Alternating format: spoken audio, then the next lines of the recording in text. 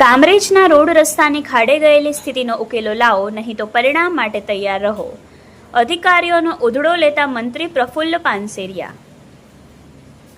છેલ્લા કેટલાક મહિનાથી કામરેજ વિસ્તારના જાહેર માર્ગો અને સોસાયટીમાં પ્રવેશવાળા આંતરિક રસ્તાઓની ખાડે ગયેલી પરિસ્થિતિને લઈ વાહન ચાલકો સહિત સ્થાનિક પ્રજાજનો ભારે હાલાકી ભોગવી રહ્યા છે.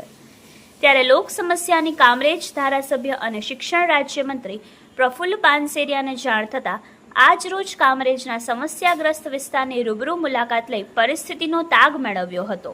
કામરેજ પ્રાંત કચેરી ખાતે પ્રાંત અધિકારી વસંત પીપલિયા સહિત ગ્રામ પંચાયત હોદ્દેદારો તેમજ અલગ અલગ ખાતાના અધિકારીઓ હાજરીમાં બેઠક કરી હતી.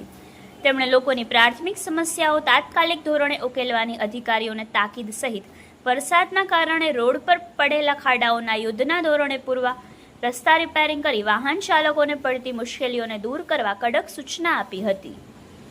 લાગતા વળગતા ખાતાના હાજર અધિકારીઓ દ્વારા એક સપ્તાહની અંદર પોતાનો વિસ્તાર ખાડા રહિત અને સમસ્યાનું નિરાકરણ નહીં આવે તો પરિણામ ભોગવવા તૈયાર રહેવા જણાવ્યું હતું. અધિકારીઓને નહેર રોડવાળા દબાણ દૂર કરવા સહયોગ આપવા તેમજ માપણી સીટ પ્રમાણે ડિમોલેશન થશે જ.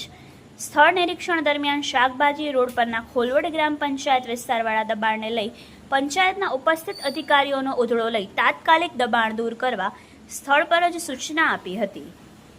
Reporter Pravin Bhatt, Yashvi Gujarat news, Kamrej, Surat.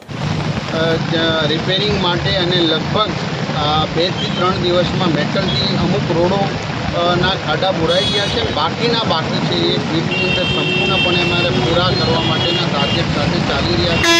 આ રોડ ઉપર પણ નહેરવાળા રોડ અને જ્યાં વધુ પાણી ભરાય છે આવનારા સમયમાં ત્યાં આરસીસી રોડ બનાવવાનો પ્રયાસ કરી રહ્યા.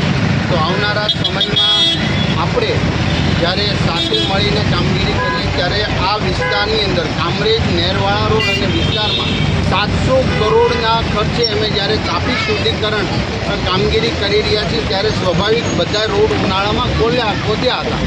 એના હિસાબે ખાડા વગેરે છે, સરફેસિંગ બરોબર નથી. પરંતુ